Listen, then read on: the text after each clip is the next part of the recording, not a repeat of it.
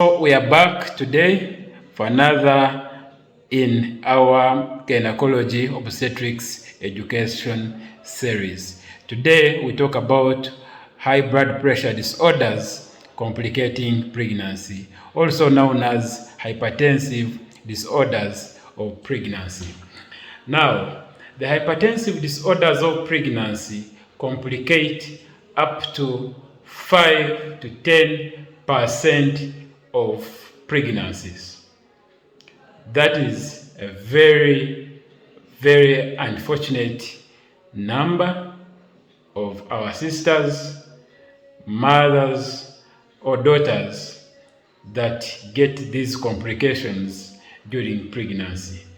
These hypertensive disorders of pregnancy, together with sepsis and hemorrhage, form what we call the evil triad that results into maternal deaths.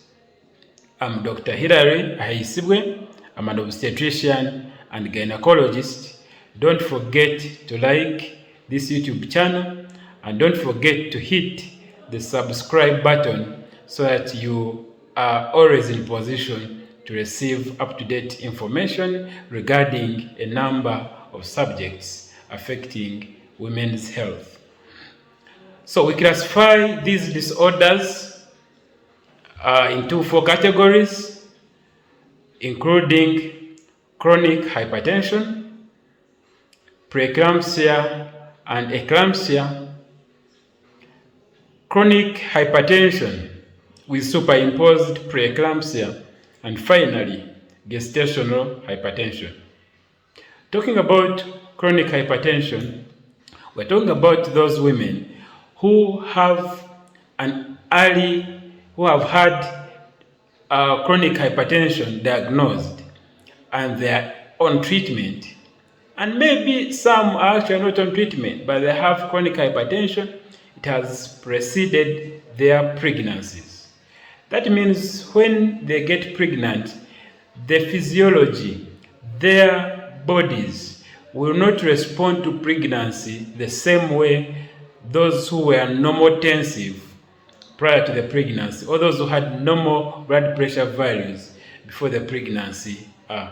Therefore, without special mention, these require specialist management, proper monitoring, so as to prevent the complications that may arise from this chronic hypertension. Now, the other interesting category is the preeclampsia, eclampsia syndromes.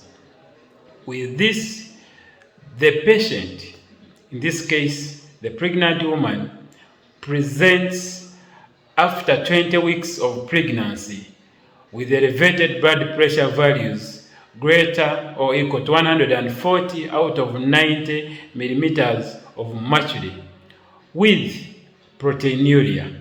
Proteinuria simply means on carrying out the test, the urine analysis examination, then the clinicians will identify proteins in the urine, and that puts those women into the category of preeclampsia or eclampsia. With eclampsia, these women will develop convulsions, will develop seizures. So seizures occurring at this point in pregnancy, that is above 20 weeks of pregnancy, quickly point to eclampsia, and this is an obstetric emergency. Then we have another group of women who have had chronic hypertension. They have been known to have high blood pressure values, but in this case, they present with proteinuria or protein in urine, but also other features suggestive of end organ damage. That is acute kidney injury, acute liver disease, or seizures, or anything, or HELLP syndrome. There's what we call the HELLP syndrome. They have hemolysis, elevated liver enzymes, or reduced platelets.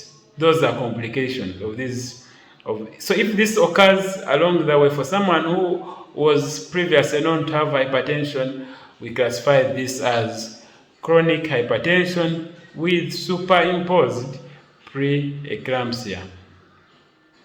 Now, the last category refers to the women who will develop high blood pressure at any point during pregnancy, but this time with no protein in urine. After delivery, the blood pressure resolves. That is gestational hypertension, though in most cases this will again proceed to worsen into the preeclampsia or even eclampsia. There are a number of recognized risk factors for these high blood pressure disorders of pregnancy, and these include the black race, being black, being obese, chronic diseases like diabetes mellitus, especially the type 2, those are at high risk. Prime gravidity, when it is your first time to be pregnant, again, that is a high risk for this preeclampsia, eclampsia. Having a first pregnancy with a new male partner also will present with risk for preeclampsia. Now, with advancements in science and regular antenatal care attendance with your specialist physician, obstetrician, and gynecologist, some of these complications are identified early or can be prevented from occurring for those who are known to have had risks. For example, those who have had preeclampsia or any of the hypertensive disorders we have talked about prior or in the previous pregnancies. Now, a number of medicines, calcium supplementation, vitamin E supplementation, use of acetylsalicylic acid between 60 to 80 milligrams once daily can significantly have been found to reduce the risks for development of these disorders of pregnancy.